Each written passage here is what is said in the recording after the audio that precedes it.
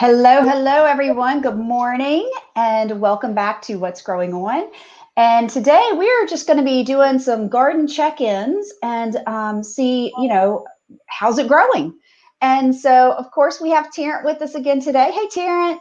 Hey, And Dorothy.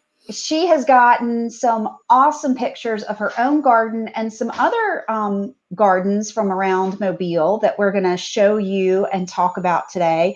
And if you have, if you want to show us some pictures of your garden, if you're super proud of it, send them to us. Let me put my email in the comments here, and you can send them to me at ddorton@aarp.org. And you can send those pictures right to me. That's in the comments now.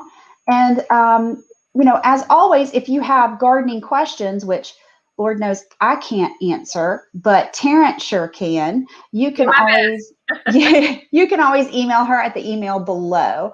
So we'll leave that up for just a little bit. And let's see. So Tarrant, tell us a little bit about what we're going to go over today. We're going to look at your garden, and then we've got some other gardens. So is it Pat Smith? We're going to be Pat Smith and George and Liz. George and Liz. And what is their farm called? Panagia? Is that correct? Panaia Farms. Panaia. Okay, great. Awesome. I hope I'm saying that right. I think I am. Awesome. Well, first, like I said, let's get started with your garden, Tarrant, and it just looks lovely. So, and really, honestly, we have a pretty small garden. We just kind of grow the few things that we really like to enjoy. So you see there's some tomatoes. We've got 4 different varieties of tomatoes. We have, yep, there they are. I did pronounce that correctly. Panaia Farms. But so we've got 3 or 4 different types of tomatoes. We've got cherry tomatoes. We've got a Cherokee purple, which is my absolute favorite thing to grow and to eat. They are so delicious. We've got some big beef slicer varieties, and then we grow some peppers. There's a picture of some of our jalapenos. In past episodes, we've talked about growing in different containers and how you can pretty much grow in anything. This is an old hollowed out stump that was in our backyard, and my husband just kind of cleaned it out a little bit and put some good soil in it, and we've got a little Tabasco pepper plant growing in there.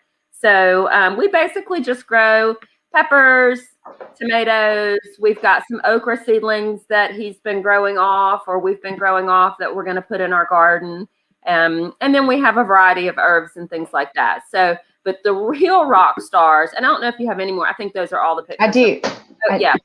Yeah. So just a few more pictures. So as you can see, that's our little garden. It's very modest, but it suits us just fine with what we like to grow throughout the season.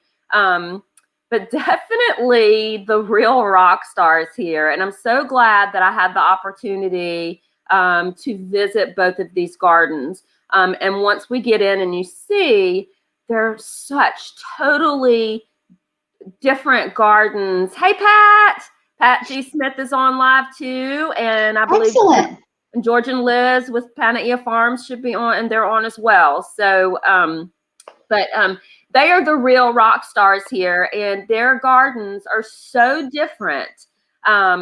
It's just unbelievable, but they both produce beautiful, massive amounts of food on the regular, and they both they kind of have different goals for their gardens. So Pat's garden, of course, is her personal garden. She grows so much of her own food that she eats. She also makes a lot of her own teas. Thank you. Again, they're the rock stars, but she also makes a lot of her own teas. And then Panaia, theirs is, of course, feeds their family, but it's also a market garden. And we've got a really cool picture, I think, of one of their carts that they use to go sell. So, if we want to move on to Pat's garden. Absolutely. And I just have to say, I have to agree that your garden is pretty darn cool too. And I just love the stump idea. I mean, it's just so much fun because, and I also have to commend you, Tarrant, on all these pictures you took. They're just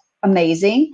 But yeah, I mean, it's such a pretty it's not just a garden, it's aesthetically pleasing too. Like, I just love how you do that. And the same, we're going to start with Pat's garden, and it's the same. It's beautiful. And it's one of those, it looks kind of like one of those wild English gardens, but it's got a rhyme and reason to it, but it's just so gorgeous. And then Panaia, is that right? I'm sorry if I'm saying that. Panaia. Theirs is completely different in the organization and the way, but it's still just as beautiful. So let's get started with Pat. So Tarrant, if you can kind of give us a little tour of what's going on there. And is that Pat in the background? That middle picture? Sweet Miss Pat G. Smith in the background. Hey, Miss Pat. And we are standing at the back of her yard in this picture. All right, so, and it's funny, on the back of the seed packets or anything, anytime you're planting anything, it always says, space 18 inches apart or 24 inches apart. She has thrown that one out the window with her garden. Everything is all mixed in together and I won't say on top of each other. I'm going to say growing together. I can't even, I'm a loss for the words, but growing together happily. Everything they're in harmony. So yes, in harmony. Yes, in harmony. One of these pictures is actually, that's like I said, leaning from the back, but she's got flowers mixed in. She's got butterfly bushes. She's got the edible flowers, that bottom left-hand corner. I believe that is either dill.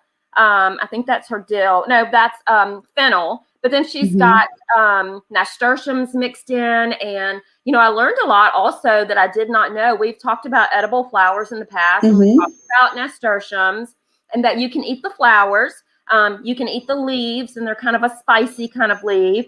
But then there's also a berry. And if anybody's familiar with what a caper is, she said that you can take the berries and kind of pickle them and call them the poor man's caper. They taste like, so that's something I did not know. And so, but yeah, she's got, I think on the right-hand side, that is her grapevines. She has green grapes and muscadine grapes. Yeah, and I think we've got some close-ups here. So yeah. So, so there's a close-up of her grapes. The one in the middle is the one that blows me away, because that's the other thing about Pat's garden, is she has so many different varieties of plants that people typically don't think that they can grow down here in South Alabama, or that they don't think they have the right space or anything like that. That picture in the middle is a Granny Smith apple tree. I was going to say, that's an apple down here in like Southern Alabama. That's crazy. Yes. And actually the one on the right is a squash. So, but yeah, I mean, in her garden, in addition to the apples and the grapes, she has strawberry guava. She has papaya. Oh my gosh, that's amazing. Miracle fruit. There's another one called a Suriname cherry plant that has these little red berries that I tasted one while I was there. They're sweet in the beginning, and then their flavor changes, and I don't even know how to describe it. It's not really sour. It's not really bitter. It's a really unique flavor. She's got sweet apple from Japan. So she's got all kinds of things that you would never think that you could grow. Asparagus, artichoke, rhubarb, things that are not the typical that people think. Now, granted, that's amazing. Yeah. Now, granted, just this picture right here, she's also got, that's another type of squash. I believe this one someone gave to her. Lots of people give her seeds and plants, and she, tries them out. I believe she told me that she wasn't quite sure what this one was. She was just kind of waiting to go, but it's some kind of squash. All right. So the other thing that she does, her plants are in harmony. She's got, her butterfly plants. She's got other plants that attract beneficial insects or deter, the ones that are not. This bottom picture on the right is a pitcher plant. I was going to ask. Yeah. Yes. So, so another bug trapper in her garden, but you don't typically see them. We have the pitcher plant bogs. Right. here, but I've never seen one in a home garden, and it was flourishing. That's amazing. That is just so cool. And let's see, we've got one more slide of Miss Pat stuff. There she is again. There she is again. So this middle picture is her standing at the front of her garden. So if you look and see, you know, and just kind of think about that first picture, her entire side yard is completely full with just enough room to walk through the pathways. Now she's got a precious little courtyard area that she hosts tea parties and things in, and you know, entertains in. But her yard is, and a lot of it's in raised beds, and a lot of it's just directly in the ground. I mean, she's just pretty much, she's got, you know, trellises, and then she's got things staked, and, you know, but she has all your typical squash, zucchini, tomatoes, peppers, but then she's got all the other like really unique, cool stuff. And that's her little bee box. That's, you know, she invites me into her yard, and so she has a little bee box, and she's got little bird feeders and things all around, and it's just, it's such a peaceful space. I mean, I can imagine. Really is. Most gardens are anyway. So right. But it was truly fabulous visiting with her. It is. It's a beautiful garden, and I know she's watching now. And I just want to say thank you, Miss Pat, for sharing your garden with us. It's just gorgeous, and you know, stay tuned, Miss Pat, because we may reach out to you again to get some suggestions and some more ideas. You know, I do have one more thing. So, because there was so much information and so many different plants, and I was really overwhelmed. You know, a lot of it I had not heard of or didn't think that we could grow around here. And so, but there was one thing we were talking about, because, you know, she starts most everything from seeds. But she also will start new plants from existing plants. And so typically you've got to somehow, we talked about regrowing from scraps, but when you're cutting off of another plant, it's a kind of a different process. And typically people will go and purchase what's called rooting hormone. And it's something that you dip the plant into, and it's like a hormone to help it establish its roots. Pat says that she uses cinnamon, and it works the same way. Really? Cinnamon? Yep. She that said is so cool. It's a process that she uses as opposed to the growth hormone or the rooting hormone. And she said it's always worked for her. I know. That's really cool. Yeah. Interesting. And so is Miss Pat, is she pretty much self-taught with all of this, just kind of trial and error through the years? And yes, she is self-taught with every single bit of this, and the knowledge that comes out of this woman blows my mind. There wasn't a question that I asked her that she didn't immediately know the answer to. And she has such a wealth of knowledge about growing anything and everything. I mean, it's phenomenal. And she doesn't showcase this enough, but she is a fantastic chef, and she plates her meals. You look like you're in a 5-star Michelin restaurant. I mean, my goodness. So not only is she Miss Pat. Not only is she talented in the garden, but she's an amazing cook, and plates things beautifully. Like I said, like you're on a 5-star restaurant. That's amazing. And Susan Williams has commented, wonderful, Pat. That's my style of garden. I would grow one of everything if I could. And, you know, I think that's a great point too, is that, you know, having Miss Pat being self-taught, you know, it's one of those things where, you know, that, you know, I'm sure that this was a process for her, and it's taken years to get to this level, but that's something that anybody can do. So don't get discouraged with your garden. You know, I think we're at that time where people kind of feel like it's a make or break time. And that's why we wanted to do this episode of how's it growing? Because it's one of those things. It's like, don't lose hope. Don't, you know, even if you just start with, you know, one tomato plant and grow season by season, it's okay. That's what you can do. So I believe that she started with her blank canvas of her yard 3 to 4 years ago. I know it's not been longer than 4 years. So 3 to 4 years ago, she went from nothing to this. Yeah. And she's in her garden every day. I had to run back by the next day after my visit, and she was out in the garden again, planting and just, you know, piddling around, checking things out. And so, you know, it's a true passion for her. Absolutely. It is. And you can tell. Like Susan said, you wish she could grow one of everything. She's just about doing that. She sure is. She sure is. That's great. Well, again, thank you, Miss Pat. I appreciate it. And now we're going to be showing you the Panaia Farms. And they are an urban, kind of an urban neighborhood farm. So they're both neighborhoods. So Pat is closer into town towards Midtown kind of area. Right. In Mobile. We're talking Mobile. So, yep. Mobile. But she's still in a neighborhood. Okay. These guys are too. They're in town. They're in the city limits. They are in a neighborhood. And this is their garden. So they have basically transformed almost every space. And if they haven't yet, I think that they are in that process. But transferred almost every green space into their yard into some type of garden.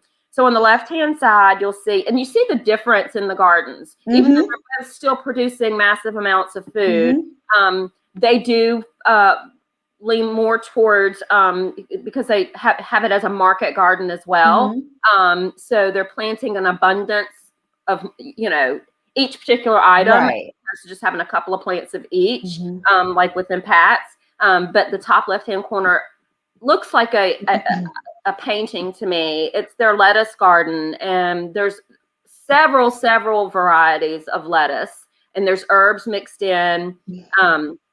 But it's absolutely beautiful. Yeah, and it's. I was going to say, I'm sorry. It's one of those things where, you know, you look at Miss Pat's and you look at this one, and it's like both of them. It's not just about the garden, it's about landscaping too. You know, we always think of landscaping as more ornamental, but when you look at how beautiful this is and useful, it's just amazing. So yes, their entire yard is an edible landscape. It absolutely is. All of them. So the middle picture, and I just absolutely love this. This is their flower garden. And there's herbs mixed in between, but when the herbs flower, those flowers from the herbs will be mixed in. And I'm sure some of the fresh herbs will be mixed in with their bouquets. And then they also have berries, raspberries, blackberries, growing around this garden. In the very back, it's kind of hard to see, but you can see there's just a big, tall, lush looking green space of flowers. There's sunflowers. So, and they have zinnias, and I mean, it's just absolutely gorgeous. And and the dahlia, that flower, it's the picture does not do it justice. I swear it was as big as a plate. But what I loved about this is that George said that is his, how did he put it? Every day's Mother's Day, and this is his wife's, you know, bouquet of flowers on the daily or something like that. It was really sweet. Now, granted that, again, I said that, you know, kind of use it for market garden, but, you know, she has a bouquet of fresh flowers at her, you know, arm's reach if she wants one. So it was absolutely beautiful. So they've got several kind of hoop house type kind of greenhouses on their property that they grow in. I believe this is this might be peppers. I can't remember. I'm sorry, but they had some other, and I think this is kind of one of their more personal spaces. I mean, they have stuff where they grow things that they really just love, and then they have things that they grow that they want to take to market. And then, of course, they've got their chickens, and they're in the city limits. Not a lot of people know that you can have, you know, egg-laying chickens within the city limits, but they have those, and they release them into certain parts of their gardens because they have them separated off a little bit in certain areas, but they can release them into certain areas, and they help with the whole process with the garden. Yeah. We've got a couple of comments, and I didn't want to pass them up. Yeah, no, let's look at those real quick, because I was looking at those, and we've got let's see, Miss Susan Williams again. This is only her third year of growing tomatoes, and they are just amazing this year. So don't get discouraged. Thank you for that. And she also commented that she loves Panaia Farms. And we're happy to have you live nearby, Miss Susan. Tarrant and I are both down here in Mobile as well. So hello, hello. And I love that you are familiar with them. Right. And oh, sorry, go ahead. Oh, no, I was just going to say, and Miss Arlene Wyckoff says, love gardening. Those are beautiful. Thanks, AARP. And I have to say, you're very welcome, but thanks to Tarrant and thanks to Pat and Panaia Farms for all of these gorgeous, gorgeous pictures. So, yeah. And I wanted to follow up on yeah. Susan's comment about Panaia, and it must be the soil. So Yeah. they have what they call a no-till method that they utilize. And sometimes it's also called, well, in their flower garden, they also do what is called a lasagna method, where they layer cardboard and then mulch, and it's like a layer, like a lasagna. And yes, they focus on healthy soil. Both gardens do not use harsh toxic chemicals. So when you look at these gardens, you think, well, they have to be just spraying them and this and that and the other. They're not. Their real focus is on keeping the soil healthy, which in turn, your plants are pulling so many of the nutrients from the soil, and these are the same nutrients that we are getting from the plants. So if you don't have healthy soil, then you may have a healthy plant that is growing healthy. Maybe it may look healthy on the outside, but it's not chock full like it really could be, full of nutrients and vitamins and minerals like it would be if you've got this just rich, nutrient-rich soil. So I did want to comment on that. Yeah. It has a whole ton to do with it. Absolutely. Yeah, no, and that's great. That's great information. A good tip. And we did have a question about the chickens. Do they help fight bugs in the garden? Yes, they do. I don't have chickens myself, so I'm not real familiar with exactly, what they get rid of. And so that would have to be something that Panaia could, maybe she can throw in there real quick, a quick statement about how her chickens benefit her gardens. But because they're going to be the experts on that one. Right. And so looking at our pictures here, we've got another beautiful shot of the lettuce garden and a gorgeous greenhouse. And then what is over here in the top right? Is that microgreens? Microgreens. Awesome. Yes, microgreens. And microgreens, they take an average, I think, to 7 to 21 days to be ready to harvest. And they are just chock full of vitamins and minerals and nutrients. And they're great to sprinkle on top of pasta, to throw in your salad, eat just by themselves. But yes, that's something else that's really unique to them, is that they do have a little microgreen processing facility. That's so cool. And says, I love microgreens. Is it too late to plant them now? Now, their microgreens, I mean, you can do microgreens year round, but their microgreens, it's completely climate controlled, with lighting and everything. So they've got a really awesome setup. But you probably could grow a tray of microgreens and just for your personal consumption, and not have to necessarily have a huge, climate control room to do it in. I always thought of it as when you're planting seedlings, but you just plant thousands of them there. Well, and I think we actually covered microgreens in an earlier episode when we were talking about some healthy, easy food trends you could do. So, they are, I think we talked about just growing them in, inside in your kitchen. So yeah, that's great. And we do have an answer for the chickens. Thank you. They help with bugs, but primary use is to make very fertile compost. So there you have it. There you go. And that's that compost again, that's adding to the soil health. And everything that they've got growing, I mean, both gardens, everything is just absolutely beautiful. And just Oh yeah, there are flowers. I mean, there's in both gardens. There's flowers and herbs and just everywhere. I mean, it's just absolutely, and the wildlife with the butterflies and the bees. It's absolutely beautiful. And this is a salad. I mean, a beautiful fresh salad. Everything right out of their garden. It's amazing. Just beautiful. Gorgeous, gorgeous, gorgeous. Well, and I do want to thank George and Liz with Panna Farms for, allowing us to come in, and Tarrant, thank you for these beautiful pictures, and what a gorgeous, gorgeous, gorgeous gardens from both Miss Pat and George and Liz. So Tarrant, when you were talking to them and taking these great pictures, did they say anything about maybe what some of their challenges have been this season? Has it been, has there been just a lot of too much rain, not enough rain? Are there some kind of bugs that are swarming worse than normal? I mean, is there something that they're seeing, or that you've seen in your garden that's been a particular challenge for this season? Neither really expressed any major, challenges, other than your typical, lack of rain, extreme heat. I mean, those are things that, are kind of out of our control somewhat. Yeah.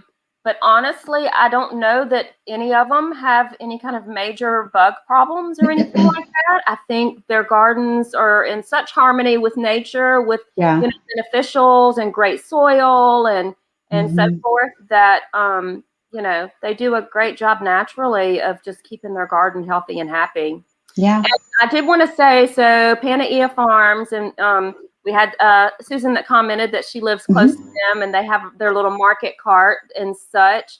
So you can probably find them. And then Pat, Pat G. Smith, you can find her on YouTube when she just talks about her garden and how much she loves it and the new things that she learns. And so, yeah, I think they both are open and happy. Yeah. Answer questions after this if somebody's interested in even going to see their gardens. And they're clearly on the comments right now. And there's I just put up Panna Farms, and we thank you again so much. And you can see that that's their Facebook page. So I'm sure from the comments you can click on that and like their Facebook page. And Miss Pat has been commenting too, so you can find her. And if you do have questions for them, go ahead and post a comment here. I'm sure that, if you tag them or reach out to them or name them specifically with your questions or anything, they'll be happy to answer them. And of course, like I said, we've always got Tarrant here to answer any questions you have. And again, putting her email up there.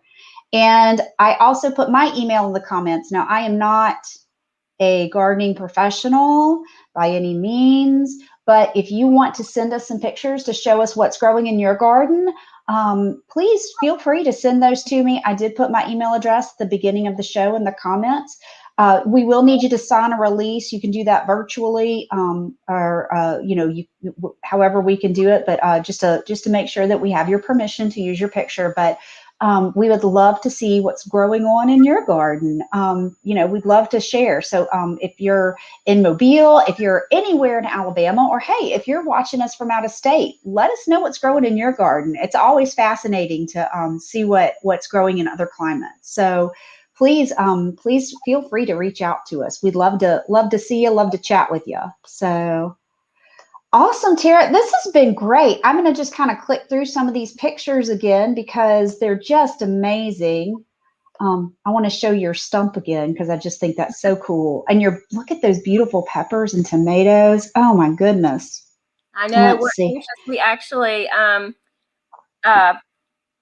this weekend we were making a dish, and we decided to add jalapenos, and it's so awesome to be able to just run out your back door and grab, some produce or some fresh herbs or some edible flowers. I'm a big flower person. I love to have vases of flowers. I mean, I'll pick wildflowers and make vases of just any kind of flower in my yard. It could be blackberry bush flowers or, so just to have that at your, it's very therapeutic to have a garden, no matter how you grow it. It's extremely therapeutic. It's great for your mental health. It's great for your physical health. It's great for your health in general.